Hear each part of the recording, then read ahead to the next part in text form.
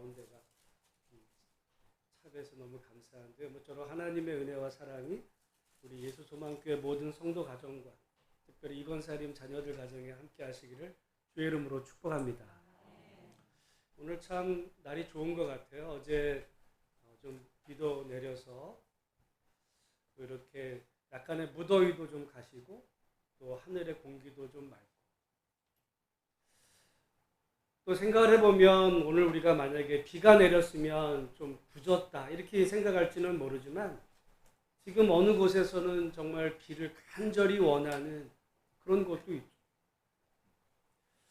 참 이 미국이나 캐나다는 뭐 나라도 크지만 한번 뭐 사건 터지면은 그 규모가 정말 어마어마한 것 같아요. 과거에는 미국의 서부 지역에 꼭 가을철 되면 그렇게 거대한 산불이 이제 나기 시작하는데 지금은 여러분 뉴스에서 들었지만 정말 캐나다 산불이 정말 그 규모가 어마어마해서 아마 우리나라 남한의 뭐 40%를 차지할 만큼. 그래서 그 뉴욕 거리에도 완전히 뭐 정말 여기가 화성인가 할 만큼 이런 매연으로 가득 찼는데 그치는 것이 아니라 이제는 그 불똥이 그 캐나다 서부로 튀어가지고 끌 수가 없어요. 끌 수가 없어요. 여러분 정말 우리가 살아가는 가운데 지금 이런 자연재해 기상이변 지금 보니까 동남아는 40도가 넘더라고요. 근데 깜짝 놀란 건 시베리아가 지금 시베리아 하면은 춥다는 거 아니에요? 시베리아가 지금 몇 도쯤 될까요? 시베리아가 40도야. 세상에 미쳤어요. 여러분 어떤 의미에서 올 여름 정말 우리에게 이런 그 어떤 정말 더위든지 또는 정말 비라든지 아니면 가뭄이든지 지구가 병들었거든요. 병들었어. 인간이 만든 이 결과인데 모쪼록 정말 우리에게 주어진 이런 속에서 오늘 좋은 일기를 맞게 하신 하나님께 감사하면서 정말 오늘 하루를 또 하늘을 바라보시고 정말 우리의 삶을 지켜주신 하나님께 감사할 수 있는 우리 예수만교회 성도들 되시기를 주의 이름으로 축복합니다. 오늘 본문의 말씀은 오병이어라고 알려져 있죠. 예수님이 보리떡 5개와 물고기 2마리로 5,000명을 먹이신 사건인데 엄밀하게 말하면 떡이 아니에요. 우리가 떡이지 이스라엘 사람들은 떡을 안 먹어요. 그거는 빵이거든요. 보리빵 5개와 물고기 2마리로 이렇게 이제 먹였다. 복음서에 보면 예수님이 행하신 많은 기적이 있는 가운데서 마태, 마가, 누가, 요한 4개의 복음서에 모두 나와 있는 기적 사건은 이게 유일해요. 어떤 것은 마태복음에 마태, 마가, 누가에는 있지만 요한복음에 없기도 하고 또 요한복음에는 있지만 마태, 마가, 누가에는 없기도 하고 이게 뭐 차이가 있는데 모두에게서 다 기록된 유일한 예수님의 이 기적 사건이 이 오늘 본문 오병이어 사건이라 사실은 예수를 잘 안 믿는 사람도 이 얘기는 한 번쯤 어디서 들어봤을 만큼 익숙한 이야기입니다. 오늘 그 말씀을 함께 살펴보기를 원하는데 예수님께서 한적한 곳에 가셨다 했습니다. 그럴 때 많은 무리가 예수님을 찾아왔어요. 이제 거기서부터 이제 사건이 시작이 되는데 오늘 보면 34절 말씀 우리 같이 한번 읽어보겠습니다. 예수께서 나오사 큰 무리를 보시고 그 목자 없는 양 같음으로 인하여 불쌍히 여기사 이에 여러 가지로 가르치시더라. 이 오병이어의 어떤 놀라운 기적의 그 배경이 된 것은 예수님이 그 많은 사람들을 보시고 어떻게 여기셨냐면 불쌍히 여기사. 이 불쌍히 여기다라는 단어가 굉장히 재밌는 단어. 사실은 이 헬라어에서 불쌍히 여기다라고 하는 단어는 크게 2 종류가 있습니다. 하나는 오늘 본문에 나온 이 불쌍히 여기다, 이 단어는 보통 많은 곳에서는 민망히 여기다라고 되어 있는 이 단어가 헬라어로 뭐냐면 창자가 뒤틀리다는, 스플랑크니조마이, 이게 창자예요. 그래서 사도행전에 보면 예수님을 배반했던 가룟 유다가 죽었을 때 창자가 밖으로 흘렀다 했을 때 그 창자가 스플랑크나거든요. 창자. 또 다른 단어가 이제 불쌍히 여기다라는 그 이제 단어가 있는데, 어쨌든 오늘 본문에 나오는 이 예수님이 그 많은 무리를 보시면서 불쌍히 여기셨다. 여러분, 예수님의 기적은 사람들을 바라보시면서 불쌍히 여기시는 데서 시작이 되는 거죠. 우리가 인생을 살아가면서 우리는 때로 하나님이 우리의 이 고통을 과연 알고 계실까? 하나님이 나의 이런 안타까운 상황을 주님이 바라보고 계실까? 어떤 마음일까? 우리는 사실 여러분 한번 생각을 해보면, 우리가 여러분 인생을 살아가면서 어떤 주변에 어떤 사람이 어려움을 겪는 걸 보면 우리 어떤 마음이 드냐면, 이거 안 됐네. 안 됐구나. 조금 뭐 관계가 있는 사람이면 좀 뭐 내가 어떻게 뭐 좀 도와줄 수 있는 방법은 없을까? 이렇지만 말이죠. 그렇다고 해서 여러분의 창자가 뒤틀릴 만큼 아프지 않아요. 그런데 여러분의 자식이 예를 들어 지금 아파.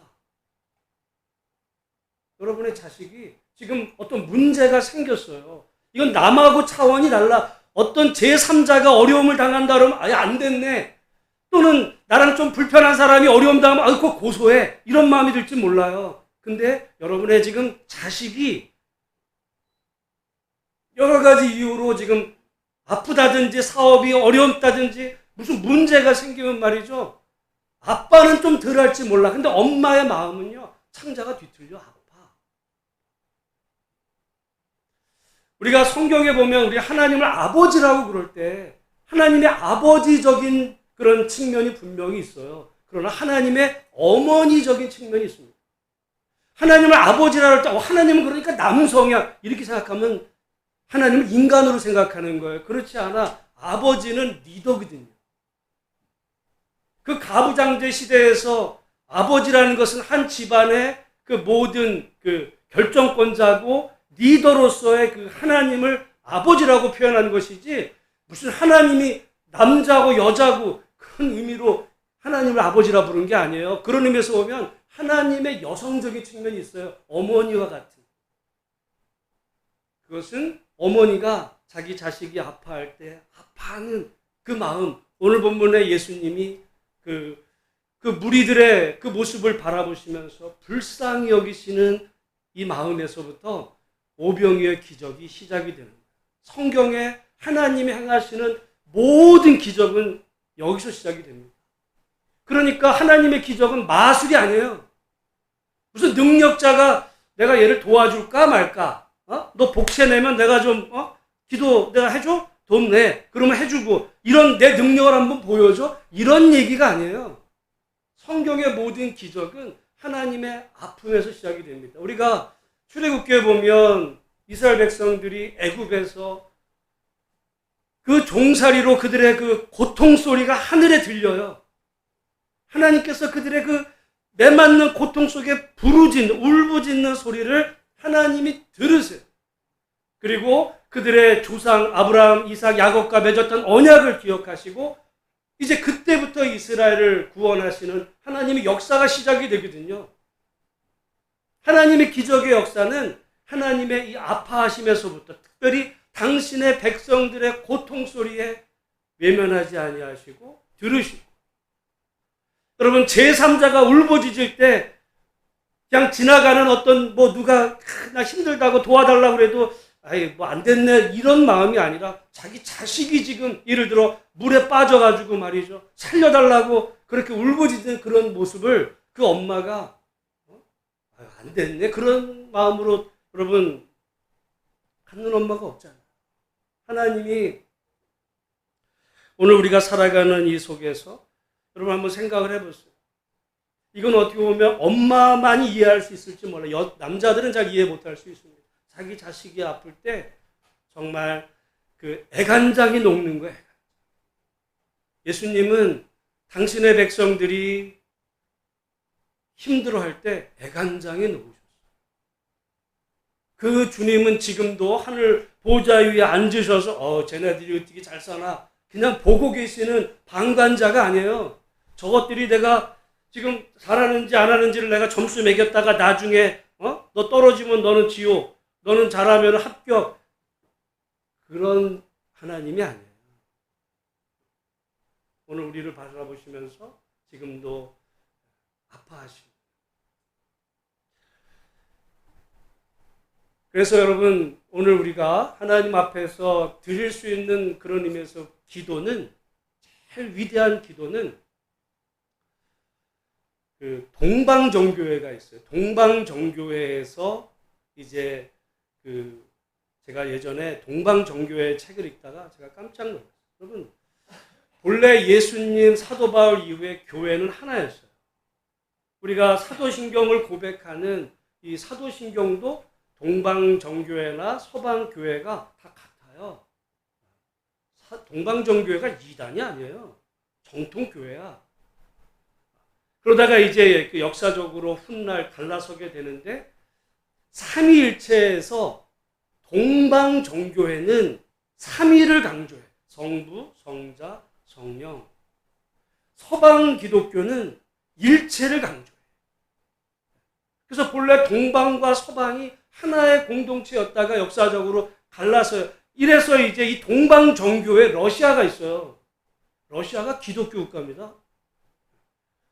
러시아, 우크라이나, 그 다음에 그리스, 다 이쪽이 동방정교회예요. 서방정교회를 대표하는 게 로마, 프랑스, 스페인, 이 서방 기독교에서, 캐톨릭에서 이제 우리 개신교가 나왔는데, 근데 우리 한국에서는 동방정교회에 대해서는 잘 몰라요. 제가 그래서 동방정교회에 관심이 있어 책을 읽다가 깜짝 놀랐어요. 동방정교회에서 최고의 기도가 뭐냐? 그거를 바디메오의 기도다, 이렇게 얘기하는 걸 봤어요. 여러분, 바디메오가 누구냐면 예수님께서 예루살렘에 올라가시기 바로 직전에 여리고로 들어가십니다. 여리고에 들어가실 때 그 여리고에 살던 거지 소경 바디메오. 그 바디메오가 예수님 일행을 향해서 다윗의 자손 예수여 우리를 불쌍히 여기소서. 불쌍히. 큰 소리로 외치니까 그 주변의 사람들이 조용하라 그래. 시끄럽게 지금 예수님이 지나가시는데 소리를 질러. 조용하라, 잠잠하라 그럴 때 그가 더 소리를 질러. 그러자 예수님께서 그 바디메오를 가까이 부르십니다. 그리고는 내가 내게 무엇을 하여 줄꼬? 그랬을 때 내가 이제 보기를 원합니다 라고 할 때 가라, 내 믿음이 너를 구원했다. 그게 바디메오 이야기인데, 그 바디메오의 그 이야기 속에서 바디메오가 예수님을 향해서 다윗의 자손 예수여 나를 불쌍히 여기소서 외침인데, 그거를 동방기독교는요 그걸 기도로 봤어요. 여러분, 사실 기도라는 게 별거 아니에요. 우리가 무슨 기도 제목 나눠서 1번, 2번, 3번 그건 편안할 때 얘기야. 여러분이 죽을 일이 생겼어요. 지금 물에 빠졌어. 지금 물에 빠져가지고 죽어가는데 무슨 기도 제목을 1번서부터 10번째까지 순서를 지금 나열하고 있겠어요? 딱 하나예요. 그냥 살려주세요야. 여러분, 살려주세요가 기도예요. 바디메오의 기도는 이것저것이 필요 없어. 딱 한마디요. 다윗의 자손 예수여 나를 불쌍히 여기소서. 불쌍히. 저는 바디메오도 그렇지만 동방 기독교인들이 뭘 아는 거예요. 뭘 아는 거예요. 여러분, 우리의 기도는 때로 너무 많아. 많을 필요가 없어요. 우리가 때로는 하나님 앞에 무슨 1번, 2번 해지지 않으면 하나님이 까먹으실까봐 그거 알려드리는 거예요. 그건 믿음이 없는 거죠. 우리의 모든 것을 보시는 하나님께 어떻게 보면 가장 단순하게 다윗의 자손 예수. 이거 말도 빼도 돼. 하나님 나를 불쌍히 여겨주소서. 그게 동방기독교는 최고의 기도다. 나는 전적으로 공감해요. 그래서 우리가 여러분 인생을 살다가 그럴 일은 없어야 되지만 내가 힘들 때, 어려울 때 뭐 다른 말이 필요 없어요. 하나님 나를 불쌍히 여기소서. 그렇게 기도하면 정말 우리의 마음을 아시는 주님께서 우리를 오늘 말씀에 불쌍히 여기시고 그분의 애간장이 녹는 거예요. 그때부터 하나님의 역사가 시작이 되는 거죠. 여러분, 나는 기도를 못해. 못하는 게 좋아요. 뭘 기도하는데 그냥 무슨 기도의 청산유수야. 그건 말이야. 기도는요, 그냥 어떻게 보면 제일 단순하게 하나님 나를 불쌍히 여기소서. 그러다가 이제 여러분이 뭐가 불쌍한 조건이 떠오르면 하나님 이런 나를 불쌍히 여기시고 우리 자녀의 이런 문제도 도와주시고 이렇게 나갈 수 있지만 하나님 나를 불쌍히 여기시고 그렇게 기도할 수 있는 우리 한 분 한 분들이 되시기를 주의 이름으로 축복합니다. 제가 사실 이 이야기를 제가 10여 년 전 그 동방기독교를 공부하다가 알고는 제가 사실은 뭐 요즘은 잘 그렇게 못하지만 제가 금식을 전에는 자주 했어요. 여러분 금식하면 기도 못합니다. 정말 이런 통성 기도는 밥 먹고 해야 되는 거예요. 무슨 금식 기도하면서 무슨 소리를 질러. 견디기도 어려운데. 근데 나는 최고의 기도는 나는 금식이라 생각을 해요. 왜냐하면 소리 낼 필요가 없어. 딱 한마디면 돼.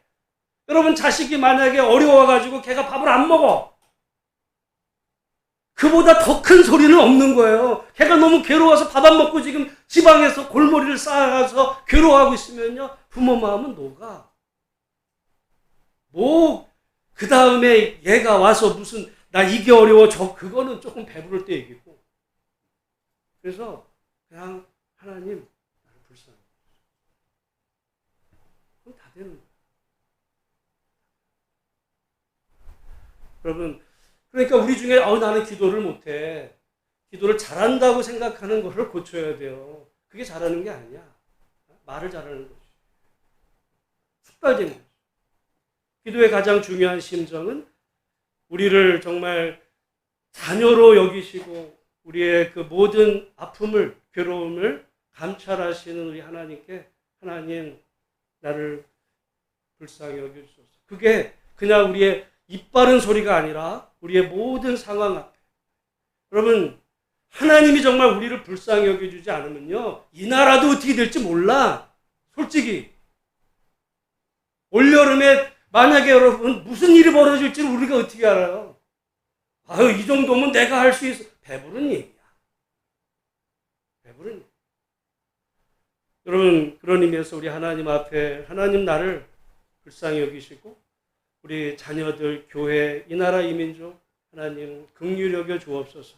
그렇게 우리가 하나님 앞에 기도할 때 하나님은 하늘에서 들으시고 우리의 삶 가운데 역사하시는 하나님의 은혜를 경험하는 우리 모든 성도들이 되시기를 주의 이름으로 축복합니다. 오늘 본문의 말씀에 예수님은 불쌍히 여기시는데 우리 34절 말씀을 우리 다시 한번 같이 읽어보겠습니다. 예수께서 나오사 큰 무리를 보시고 그 목자 없는 양 같음으로 인하여 불쌍히 여기사. 여러분 오늘 본문의 말씀은 그 사람들이 배고픔 때문에 이 오병이어의 기적이 시작이 됐으니까 그들의 육신의 굶주림을 불쌍히 여기셨을 거라고 우리는 생각을 해요. 이들이 배가 고프니까 이들을 먹이는 그런 기적에 못 먹고 있는 거를 불쌍히 여겨서 된 거로 보지만 지금 예수님이 불쌍히 여기신 것은 배고픔의 문제 이전에 그 목자 없는 양 같은 영적인 배고픔. 여러분 솔직히 오늘 우리는 과거에 비해서 잘 살아요. 이 정도면 잘 먹는 거예요. 어찌 보면 사실은 그러나 우리 후대들이 솔직히 지금 우리들의 자녀들 때가 우리 기성세대들만큼 살 수 있을 거냐? 지금 걱정은 걔네들이 우리보다 못 살 게 지금 거의 예정된 것 같은 게 아픈 거 아니에요? 부모 세대 입장에서 결혼도 안 하기도 하고 못 하기도 하고. 그렇게 생각해 보면 아유, 나는 이제까지 편하게 먹고 잘 살았고 나는 별 문제가 없어. 나는 배가 불러. 그건 교만이에요. 자기 자식들을 생각해 보면 안타까운 마음을 가져요. 이 환경이 이렇게 파괴되어 가서 올여름 어떻게 될지, 앞으로 살아가는 삶이 어떨지, 나는 괜찮아. 너는 괜찮을지 모르지만 네 자식 세대가 어렵게 될지를 생각을 해보면 우리 자식들도 우리 자식 때에 가서 아니면 손자 때라도 우리 부모 때가 누렸던 이런 어떤 그 모든 환경이나 경제적인 여건들을 누릴 수 있는 그런 세상을 생각해 보면 여러분, 저는 그럴 때마다 조바심이 나요. 솔직히 나 혼자 먹고 살고 뭐 이런 거 별 걱정 없어요. 그렇게 따지면. 그러나 우리 후대들을 생각해 보고 그럴 때, 그리고 갈수록 정말 하나님의 말씀의 권위라든지 교회가 침체되어가는 이런 속에서 우리 후대들이 과연 하나님의 어떤 자녀로서의 그런 본분을 지키며 말씀대로 살아갈까? 그런 걸 생각해 보면 정말 자다가도 잠이 깨지기도 하고 그런 거죠. 영적인 갈급함. 나는 오늘 성도들 마찬가지. 지금 당장 오늘 저녁에 먹을 거 없어가지고 굶주려야 될 분이 있겠어요? 요즘 뭐 그런다는 거 아니야? 아이들에게 뭐 했을 때 쌀이 떨어졌어. 그러면 쌀이 떨어지면 쌀 떨어졌네? 그러면 뭐 배달하면 되죠. 지금 이런 시대야. 먹을 것 때문에 끼니 걱정할 사람이 누가 있겠어요? 다만 영적인 기근은 어쩌면 오늘 우리 시대에 심각한지도 모릅니다. 영적. 오늘 그런 의미에서 예수님이 그들을 불쌍히 여기신 것은 단지 배고픔이 아니에요. 오늘 우리를 바라보시면서 정말 우리의 그 배고픔 때문이라고 배 안 고파. 그게 아니라 목자 없는 양 같은 하나님의 말씀에 갈급함. 그래서 주님은 그들을 육신으로 먹이기 전에 말씀으로 먹이세요. 그래서 뭐라 그래요? 34절에 불쌍히 여기사 이에 여러 가지로 가르치시더라. 하나님의 말씀으로 육신을 먼저 먹이고, 영혼을 먹이시고 이제 육신을 채우셨을 때, 그래서 우리 사도 요한 말씀에 내 영혼이 잘 된다. 내가 범사에 잘 되고 강건하기를 내가 간구하노라. 그 말씀입니다. 오늘 우리들의 영혼의 상태가, 영적인 부분이, 영적이라는 거는요, 그러니까 우리의 이 모든 어떤 그 상황 가운데 하나님이 나의 주인 되심을 인정하면서 정말 하나님으로 인해서 우리가 갈급할 수 있게. 영적으로 메마른 사람은요, 갈급하지가 않아. 영적인 건 되게 웃겨요. 영적으로 갈급한 사람은, 진짜 갈급해야 될 사람은요, 괜찮대. 육신이 좀 괜찮으니까 나는 괜찮아. 오히려 영적으로 충만한 사람은요, 오히려 갈급해. 그 사람이 더. 여러분, 그 심리학자 가운데 메슬로우라는 사람이 있어요. 그 메슬로우가 욕망의 이 단계를 이야기할 때 욕망의 가장 밑단계가 뭐냐면 이게 생리적인 욕구예요. 생리적. 먹고 사는 문제가 해결되지 않으면 그 다음은 없어요. 여러분, 당장 내가 먹고 살고 죽게 생겼는데 무슨 다음에 무슨 이런 건 없어요. 그러니까 사람은 그러니까, 근데 이게 사람이 마치 동물과 같이 되면 맨날 걱정하는 게 먹고 사는 문제야. 여기에 매이면 그 다음에 하나님 나라 백성으로 어떻게 그런 걱정은 없어요. 그거 무슨 배부른 소리야. 지금 당장 먹고 사는 게 어려운데. 그러나 우리 하나님의 자녀들은 우리의 이 영적인 면에 있어서 비록 내가 육신으로는 어렵지 않아. 그러나 정말 하나님과의 나의 그 믿음의 관계에서 하나님과의 그 관계가 끊어져 있는지, 늘 하나님의 은혜의 공급 속에 말씀대로 살아가고 있는지. 이거는요, 정반대일 수 있어요. 영적으로 죽은 사람이 나는 괜찮아 이 말하면 되지. 그건 교만이거든요. 그러나 오히려 하나님과의 관계가 살아있는 사람이 오히려 하나님 앞에 갈급합니다. 말씀을 찾고 또한 기도하게 되고 그럴 때 주님께서 우리를 채워주십니다. 모쪼록 정말 우리의 이런 영적인 갈급함에 하나님 앞에 하나님이 우리의 영적인 이 모든 갈급함을 채워달라고 하나님 앞에 기도할 수 있는 우리 모든 성도가 되시기를 주님의 이름으로 축복합니다.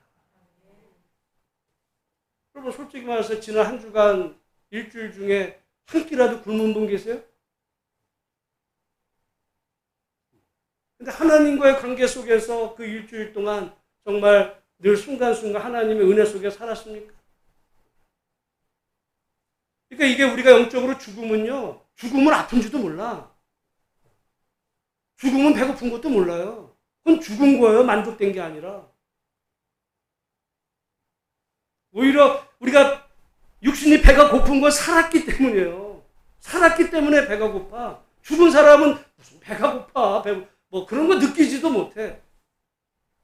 어쩌면 여러분 예배에 나왔다고 여러분 살아있는 게 아닐 수 있어요. 그런 의미에서 우리 주님이 정말 목자 없는 양 같음으로 인해서 우리를 불쌍히 여기시는 주님. 오늘 우리가 기도의 제목 그러니까 하나님 나를 불쌍히 여겨주세요라고 기도할 때 뭐 내가 무슨 뭐 병이 걸려가지고 아니 무슨 큰 사건이 터져서 뭐 이래서가 아니라 나의 영적인 상태. 하나님 병들었는데 아픈지도 모르고 이것이 배가 고픈데 배가 고픈 줄도 모르고 그냥 이만하면 된 것 같이 이렇게 살고 있는 우리의 영혼의 이런 무지함을 하나님께서 긍휼히 여기시고 나를 불쌍히 여기셔서 이 땅의 어떤 것보다도 하나님을 소중히 여기는 믿음으로 살아갈 수 있도록 그렇게 영적으로 깨어있는 하나님의 자녀로 나를 회복시켜 달라고 정말 그 바디메오가 다윗의 자손 예수여 나를 불쌍히 여기소서라고 기도했던 것처럼 그렇게 기도할 수 있는 복된 성도들이 되시기를 주의 이름으로 축원합니다. 그리고 나서 예수님이 이제 그들의 먹는 문제를 해결하세요.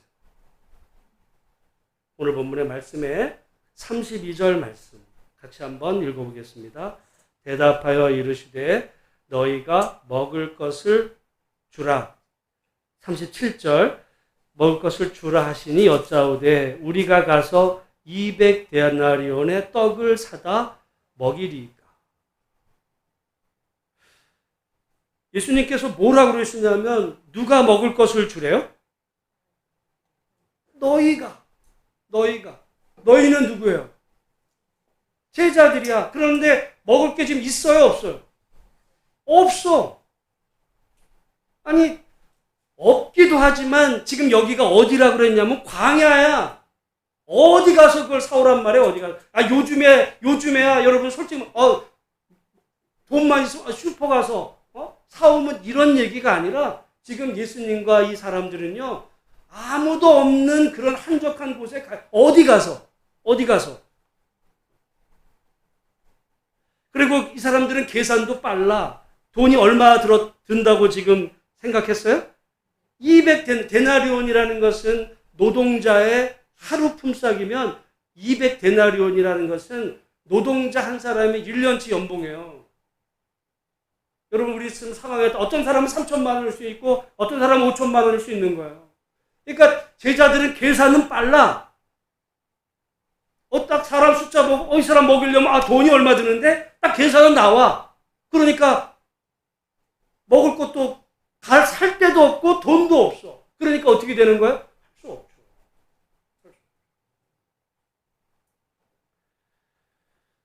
그러니까 얘기하는 거예요. 이제 우리는 할 수 없다고 하는 그런 모습이 꼭 오늘 우리와 같습니다. 제자들은요, 철저하게 현실주의자입니다. 현실주의자. 우리는 어떤 문제가 생기면 뭐부터 먼저 계산하냐면 돈부터 보는 거예요. 돈이 있나? 이거 할 수 있는 돈이 있나? 그리고 상황을 보는 거죠. 그래서 돈이 있고 상황이 되면 할 수 있어요. 그거는 뭐가 하는 거예요? 그건 믿음이 하는 게 아니야. 그건 지가 하는 거지. 지 돈으로. 그래서 자기가 능력이 되고 하면 내 능력으로 한 거예요. 내가 한 거야. 그거는. 근데 오늘 본문의 말씀에 주님은 때로는 그가 전혀 인간적으로 할 수 없는 상황에서 명령을 내립니다. 인간으로는 할 수 없어요. 그러나 하나님은 때로로 우리는 할 수 없을 그때에 하라고 그러실 때가 있어요. 우리가 물론 다음 주에 보면 이제 예수님 그 무리로 걸어가실 때 이제 마가복음에는 나오지 않지만 다른 복음서에는 예수님께서 제자들을 향해서 그 무리로 베드로가 걸어오잖아요. 그런데 베드로가 처음에는 그 예수님 말씀에 의지하여 그가 발을 내디뎠을 때는 무리를 걸어요, 못 걸어요? 걸어. 그러다가 풍랑이는 것을 보고 빠져든단 말이죠. 여러분, 오늘 우리의 모습이 딱 그와 같아요. 말씀을 의지하여 그 발걸음을 뗐을 때는 하나님이 역사하지만, 그러나 다른 제자들은 예수님의 말씀에 있어도 내가 어떻게 물을 걷어? 내가 어떻게 보리떡 5개, 물고기 2마리밖에 없는 이 상황에서 어떻게 저 많은 사람들을 먹여? 난 못해. 아무 기적도 일어나지 않는 거죠. 하나님의 기적은 우리가 할 수 없다 할 때, 우리가 할 수 없지만, 그러나 하나님이 말씀하셨을 때, 나는 할 수 없지만 하나님의 말씀을 의지하여 순종합니다 할 때, 그때 하나님이 역사하시는 거지, 내가 할 수 있으면 뭐하러 하나님 말씀을 의지해? 그냥 내가 하면 되는 거지. 오늘 이스라엘 백성들 구약에도 보면 하나님께서 그들에게 홍해 앞에 그리고 요단강 앞에서 주님이 건너가라고 하실 때 말이죠. 그 인간적으로 말이 됩니까?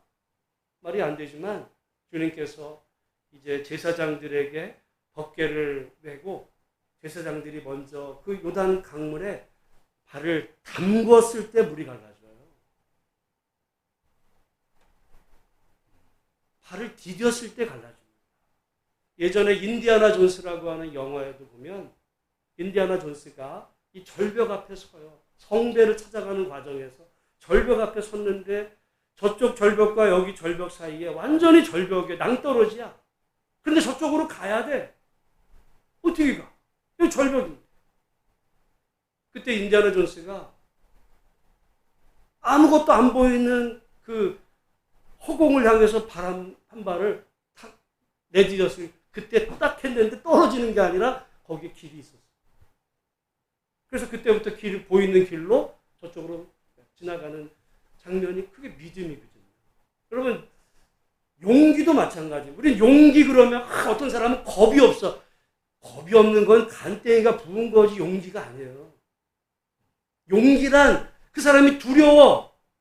두렵지만 보통은 두려움에 사로잡히면 사람은 움츠러들어요. 못해 난 두려워. 그러나 그 두려움 속에서도 내가 한 걸음을 내딛는. 아까 말한 인디아나 존스가 두렵죠. 앞에 지금 절벽인데. 그러나 두려움 속에서 믿음으로 한 발을 내딜 때 거기 길이 나타나요.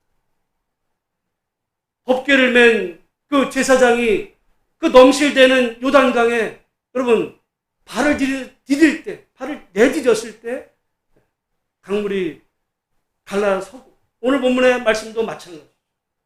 너희가 나눠 주라고 했을 때 그 말씀에 제자들이 순종해서 할 때 지금 말이 되겠어요? 보리떡 5개 물고기 2마리 저 많은 사람을 어떻게 계산하고 앉았으면 아무 일도 일어나지 않아. 그러나 말씀에 의지해서 그 일을 했습니다. 그때부터는 그 일은 그 사람의 일이 아니라 그렇게 말씀하신 하나님의 역사가 시작됩니다. 여러분, 내가 주상귀 둘려가지고 어떤 하는 일은요 다 자기가 한 거야. 그래서 일이 잘 되면 내가 했지. 다 그런 내가 했지. 하나님이 하시는 일은요 내가 할 수 없을 때일 수. 그건 도저히 내가 계산해서 이건 되지 않을 일이었어. 근데 하나님이 하라시네. 하나님 이거 안 되는 일이에요. 계산해보면 안 돼. 계산이 나와 안 돼 이건. 근데 하나님이 말씀하실 때 말씀에 의지하여 나는 할 수 없지만 하나님의 능력을 믿고 내가 한 걸음을 옮깁니다. 하나님의 역사가 시작되는 거. 그게 진짜 믿음인 거예요. 그럼 우리는 이런 생각 가질 때가 예수 믿고 죽어 천국 가. 그래가지고는 내가 천국 갈 믿음의 확신을 가져. 그러니까 의심될 때마다 가져.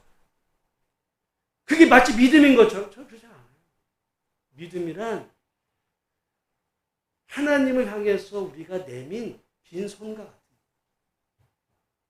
마치 허공에 발을 한 걸음 내밀듯이 내가 하나님 정말 그 영원한 세계를 본 적도 없고 그러나 하나님을 의지해서 하나님의 말씀을 붙잡고 내가 하나님을 향해서 내 믿음의 걸음을 옮길 때 그분이 나를 외면하지 않고 그분이 나의 인생을 영원한 삶으로 인도하실 그 믿음으로 걸어가는 거지. 너 죽으면 지금 천국 갈 확신이 있어? 강요를 해요. 그때 저는 말하고 싶어요. 너는 있냐?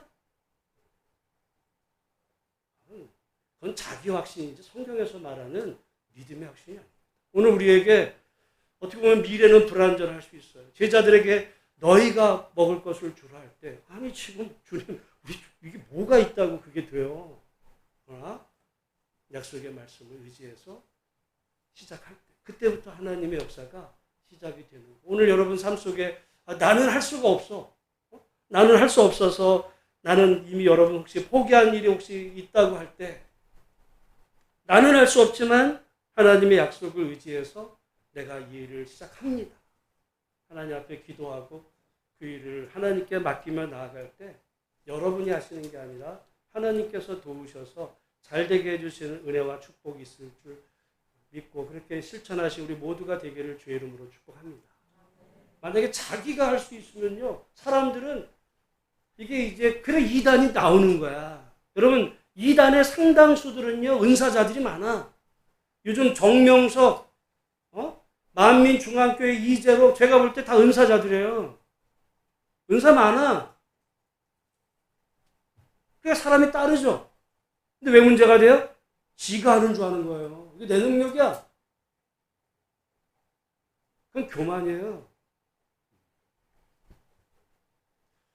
우리가 약속의 말씀을 의지해서 항상 자기가 아니라 주님. 저는 그래서 주님이 이렇게 할 수도 있었잖아요. 주님이 그러면은 먹을 것을 주라고 할 때 주님이 다 준비해. 5천 명, 남자만 5천 명 먹일 거를 주님이 짠 하고 준비해놨어. 야, 니들 나눠줘. 이랬으면 얼마나 좋아요.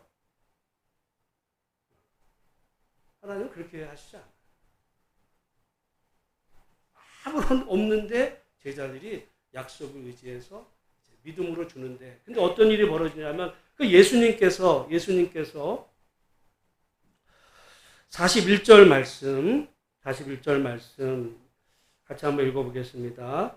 예수께서 떡 5개와 물고기 2마리를 가지사 하늘을 우러러 축사하시고 떡을 떼어 제자들에게 주어 사람들에게 나누어 주게 하시고 또 물고기 2마리도 모든 사람에게 나누심에 그래서 우리 주님은 똑같은 조건인데 주님은 어떻게 하셨냐면 떡 5개와 물고기 2마리를 가지사 하늘을 어떻게 하셨대요?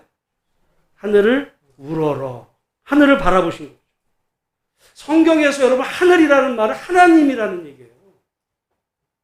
그래서 하늘나라라는 말과 하나님의 나라가 같은 말. 하늘을 우러렀다는 게 오늘 저기 밖에 나가니 야 저기 오늘 날씨 좋네. 그 하늘 본 게 아니에요.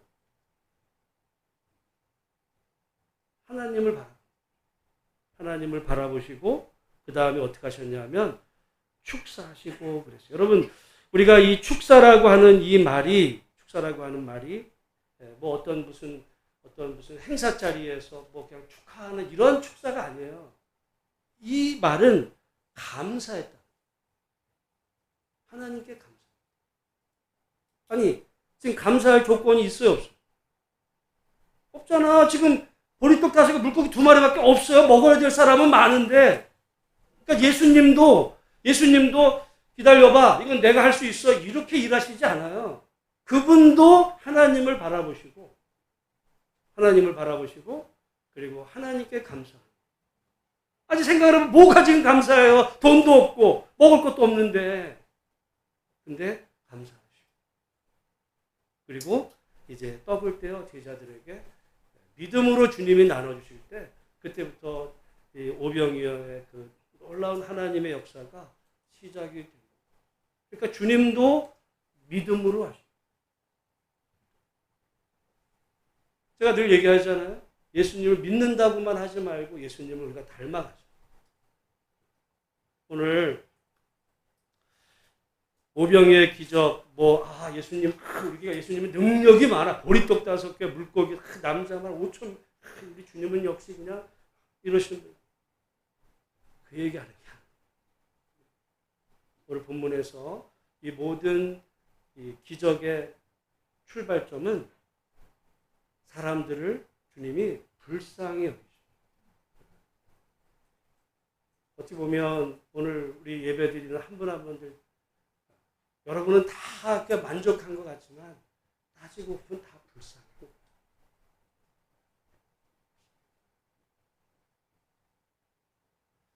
하나님이 우리를 바라보실 때 그렇게 보세요.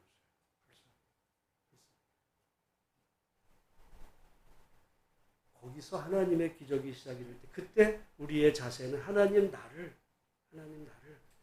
불쌍히 여겨주세요.